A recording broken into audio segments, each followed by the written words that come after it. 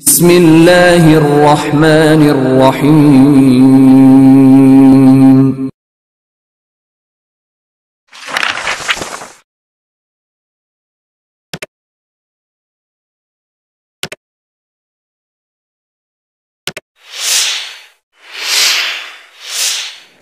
My dear audience, my class 10 or Arabic lesson number 2, question number 5.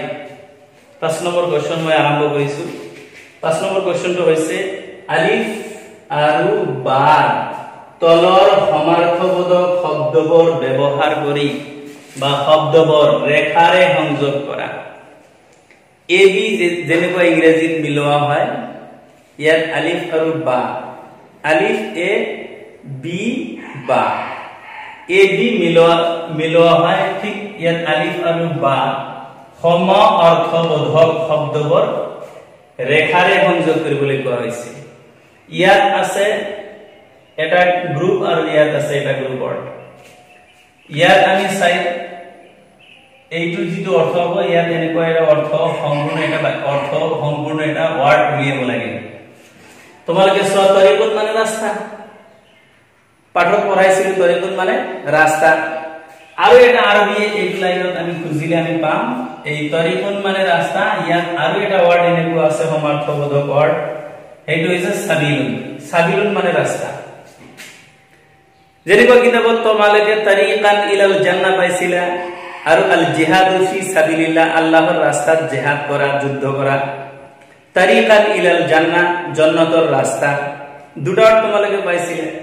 ইয়াত দুটা ৱাৰ্ডে ব্যৱহাৰ কৰা হৈছে। গতিকে সমাৰ্থবোধক শব্দ তৰিকুন আৰু সাবিলুন, এটা আমি ৰেখাৰে সংযোগ কৰিম। ৰেখাৰে আমি সংযোগ কৰি দিলো, যেহেতু ৰেখাৰে সংযোগ কৰিবলৈ কৈছে। এতিয়া 2 নম্বৰটো চোৱা, ইয়ালতামিছু। ইয়ালতামিছু এটা ভাৰ্ব হয় আৰু ইয়ালতামিছু শব্দৰ অৰ্থ হৈছে অন্বেষণ কৰা, বিচৰা, তালাশ কৰা। এই অন্বেষণ কৰা আমি এইটো লাইনত আমি খুঁজি যদি বিচাৰি উলিয়াও, তেন্তে ইয়াতো লঘু শব্দৰ অৰ্থ হৈছে অন্বেষণ কৰা, বিচৰা। গতিকে আমি ৰেখাৰে সংযোগ কৰিম। ইয়াত লঘু, অন্বেষণ কৰা, বিচৰা। ইয়াৰ পিছত ইলমুন। ইলমুন শব্দৰ অৰ্থ হৈছে জ্ঞান।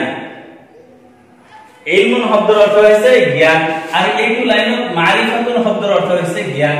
গতিকে এইটো আমি ৰেখাৰে সংযোগ কৰিম। আমি ৰেখাৰে সংযোগ কৰি দিছো।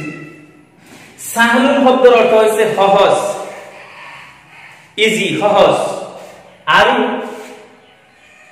ইয়াসৰুন শব্দৰ অৰ্থ হৈছে সহজ। গতিকে সাহলুন আমি ৰেখাৰে সংযোগ কৰিম ইয়াসৰুনৰ লগত। ইয়াৰ পিছত ওয়াক্তুন। ওয়াক্তুন শব্দৰ অৰ্থ হৈছে সময়, টাইম, টাইম। আৰু এইটো লাইনত আমি খুঁজি উলিয়াম আসৰুন শব্দৰ অৰ্থ হৈছে টাইম। গতিকে আমি ৰেখাৰে সংযোগ কৰিম ওয়াক্তুন, আসৰুন। ইয়াৰ পিছত কাবিৰুন মানে ডাঙৰ, বিগ। কাবিৰুন মানে ডাঙৰ, বিগ। এতিয়া কাবিৰুন এইটো আমি বা গ্ৰুপত বিচাৰি উলিয়াম। আজিমুন মানে ডাঙৰ, আজিমুন মানে ডাঙৰ।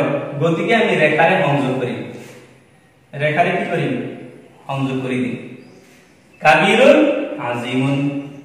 ইয়াৰ পিছত আমালুন শব্দৰ অৰ্থ হৈছে কাম।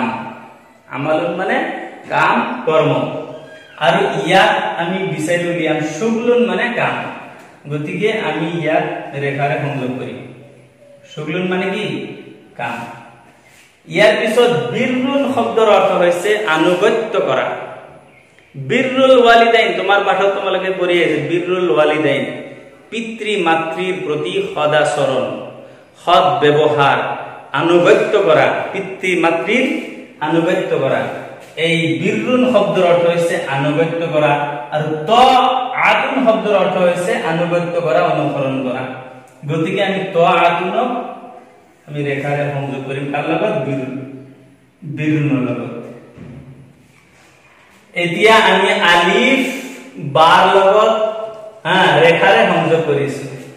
তরিকুন রাস্তা, সাবিলুন মানে রাস্তা, ইয়ালতামিসু বিচরা, ইয়াতলুবু বিচরা, ইলমুন জ্ঞান, মারিফাতুন জ্ঞান, সাহলুন ইজি সহজ ইয়াসরুন ইজি সহজ ওয়াক্তুন সময় আসরুন সময় কাবীরুন ডাঙর আজিমুন ডাঙর আমালুন কাম হুকুলুন শুগলুন কাম বিররুন আনুগত্য করা অনুসরণ করা তাআতুন আনুগত্য করা অনুসরণ করা মৰমৰ ছাত্ৰ ছাত্ৰী সকল নিশ্চয় এই ভিডিওৰ জৰিয়তে তোমালোকে এই আলিফ বাৰ লগত সমাৰ্থবোধক শব্দ ৰেখাৰে সংযোগ কৰা কেনেকৈ কৰিব লাগে নিশ্চয় এই ভিডিওৰ জৰিয়তে তোমালোকে বুজিবলৈ সক্ষম হৈছে তোমালোকে ভিডিওটো বাৰ চাবা আৰু মোৰ channel Arabic media Assam like comment share কৰিবা আৰু নতুন নতুন